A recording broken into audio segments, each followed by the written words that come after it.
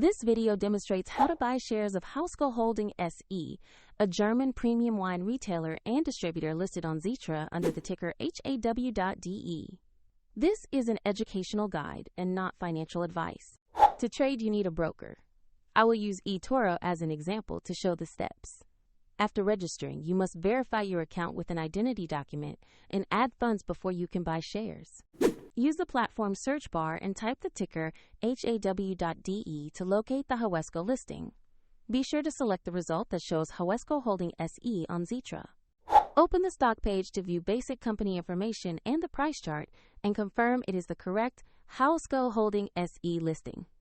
Check the exchange field shows Xetra and the ticker HAW.DE. Click Invest or Buy, enter the amount you want to invest.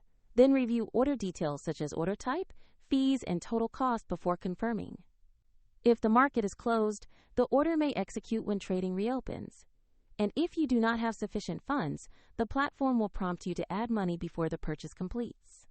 After the trade, your position will appear in your portfolio where you can monitor it over time. A link to eToro is in the description if you want to explore the platform further.